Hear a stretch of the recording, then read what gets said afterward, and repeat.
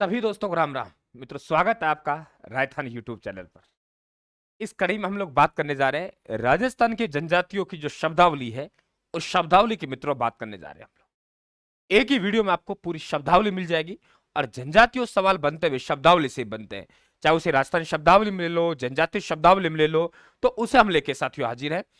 जो साथी नए हैं हमारे चैनल पे भी चैनल को सब्सक्राइब कर लेना, घंटे का निशान दबा देना। आइए हम लोग करते हैं मित्रों शुरुआत।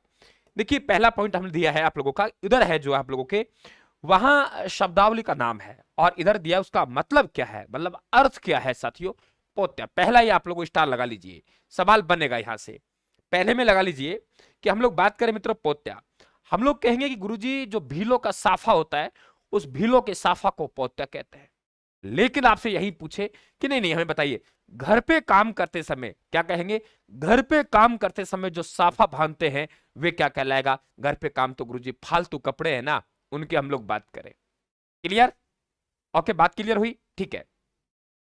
तो हम कहेंगे साफा या कमर पर लपेट जाने वाला वस्त्र, फालतू। अब कहा कि जड़ाया क्या है? भीलों द्वारा साफे पर बांधे जाने वाली पट्टी। कितना बढ़िया क्वेश्चन बना है कि ठीक है, साफा है गुरुजी, मान लिया हम लोगों ने कि साफा है, ठीक है, पोत्या कहलाएगा। घर पे काम करते समय कमर पर रखा जा, सिर पे जो कपड़ा फालू हो गया।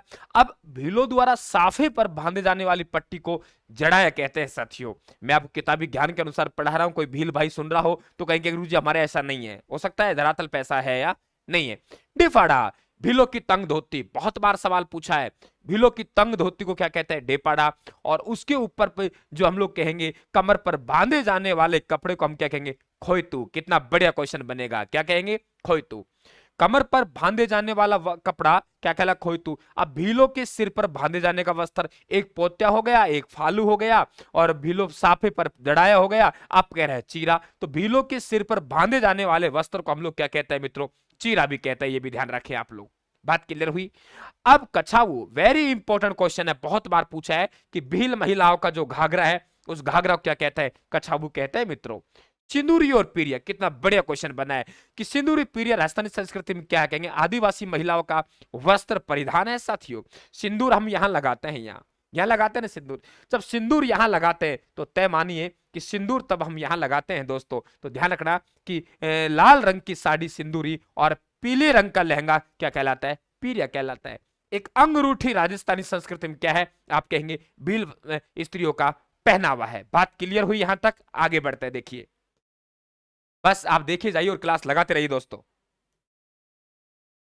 ये देखिए, आगे हमसे बात कर रहा है कि भील स्त्रियों का जो पहनावा है, उस पहनावा को हमने क्या कहा है? कि अंगूठी कहा है। परिजनी, भील स्त्री द्वारा पैरों में पहने जाने वाली पीतल की मोटी चूड़ियां। सीधा पूछेगा राजस्थानी संस्कृति में परिजनी क्या है? आप कहेंगे सर भील स्त्रियों द्वारा पैरों में पहने जाने वाली जो पीतल की मोटी चूड़ियां, उन्हें हम परिजनी कहेंगे। ची माता, कितना, अरे साहब धज्जियां उड़ा देंगे। धज्जियां कहां उड़ाएंगे? मैदान में।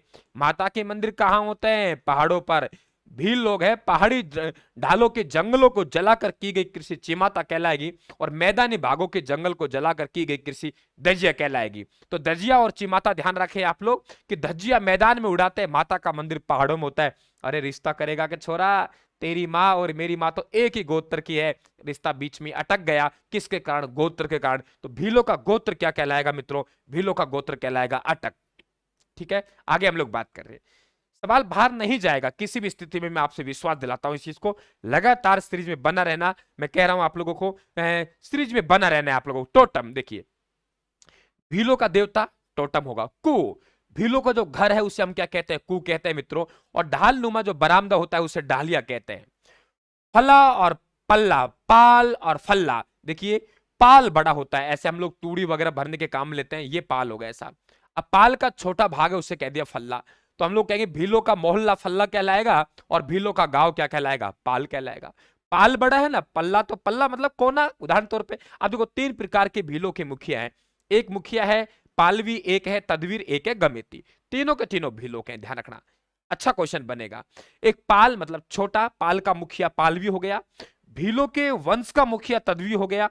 गमेती गांव का मुखिया हो गया। और देखिए कि आपसे पूछा है न्योता क्या है? गमेती द्वारा सामाजिक झगड़ों का, भांज गढ़िया द्वारा किया गया निपटारा, क्या गजब का क्वेश्चन पूछा गया है कि सामाजिक झगड़ों का भांज गढ़ियों द्वारा किया गया निपटारा क्या कहलाएगा, न्योता कहलाएगा। और आप लोगों के कौन कर रहा है, गमेती। गमेती कौन है, भीलों का मुखिया। तो पालवी पाल का मुखिया, तदवी है जो भीलों के वंश का मुखिया हो गया भाई, भीलों के वंश का मुखिया हो गया, और पालवी पाल का मुखिया हो गया, तदवी भीलों के वंश का मुखिया हो गया, गमेती गांव का मुखिया हो गया। और गमेती द्वारा जो सामाजिक झगड़ाओं का निपटारा किया जाता है उसे क्या कहेंगे, न्योता कहेंगे मित्रों। एक एक क्वेश्चन आपके लिए इंपॉर्टेंट, ध्यान रखना। आगे हम लोग बात करते हैं ढाल। देखिए कितना बढ़िया क्वेश्चन पूछा आपसे ढाल, कि भीलों के गांव का सबसे बुजुर्ग व्यक्ति। कितना बढ़िया क्वेश्चन पूछा है। अब क्वेश्चन कैसे पूछे, क्या फर्क पड़ रहा है उसका, आपसे पूछे भीलों के गांव का सबसे बुजुर्ग व्यक्ति क्या कहलाता है, ढाल कहलाता है साहब। भीलों में एकता बहुत होती है, तो भीलों का जो रणघोष है मित्रों में क्या कहलाता है, फायरे फायरे। ध्यान रखना, एक आपके अग्नि नृत्य होते हैं, उसके बोल होते हैं फत्ते फत्ते। तो अग्नि नृत्य है वे फत्ते फत्ते से जुड़ा हुआ है, और फायरे फायरे भीलों का क्या हो गया, रणघोष हो गया।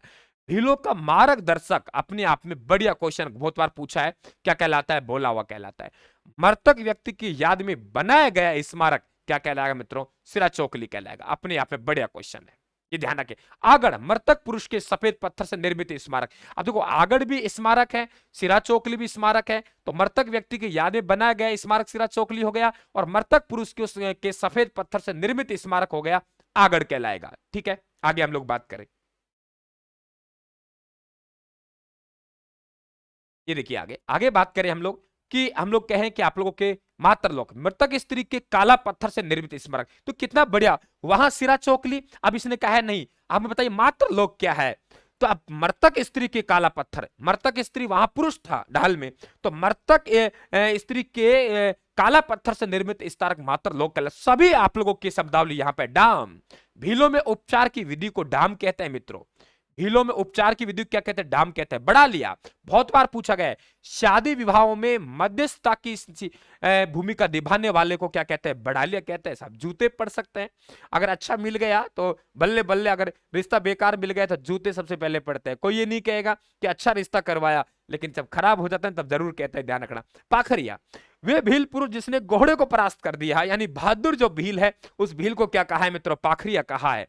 रॉड खेलना, भीलों के होली खेलने की परंपरा है। देवल ढोल, गांव में कोई बीमारी आ गई तो ढोल बजा बजा के संदेश देंगे, उसे देवल ढोल कहते हैं।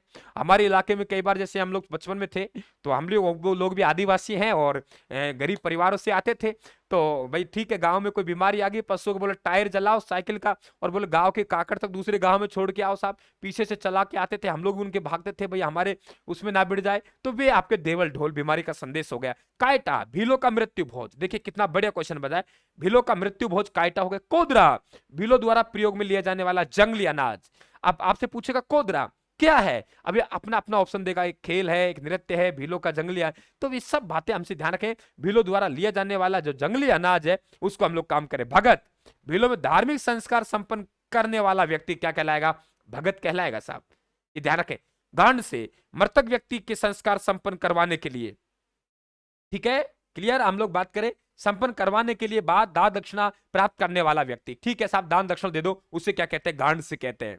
बराड़, मध्यकाल में भीलों से वसूल किया जाने वाला एक बराड़ क्षेत्र भी है, एक बराड़ सरदारों में गोत्र भी है। तो मध्यकाल में भीलों से वसूल किया जाने वाला कर क्या कहलाता है, बराड़ कहलाता है। हो सकता है आपको ऐसे क्वेश्चन दे कि मध्यकाल में भीलों से वसूल किया जाने वाला कर क्या कहलाता है, बराड़ कहलाता है, या आपसे ऐसे कैसे पूछ रहा था उसकी मर्जी है।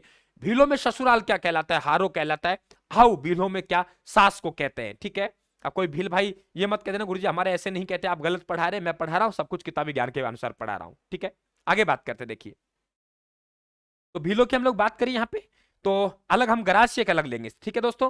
गरासिया के हम अलग लेंगे, यहाँ भील कंप्लीट हुए हमारे, और गरासिया की शब्दावली अलग लेंगे।